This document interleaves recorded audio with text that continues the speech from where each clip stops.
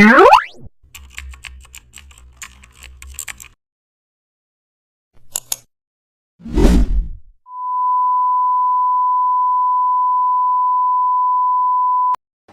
back to the channel, and don't forget to like, share and subscribe for more updates. Today we are diving into an exciting tutorial: how to create a galaxy explosion behind a model. Place a galaxy background behind the subject. Use gradient map to color blend purple and pink hues. Now add star brushes around the model for spaces particles. Then apply outer glow to make them shine. Paint explosion effect with a soft orange brush.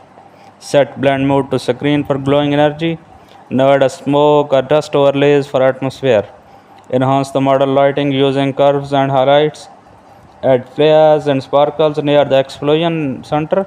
Use color lookup for cinematic harmony. Add final contrast adjustments. Your galaxy explosion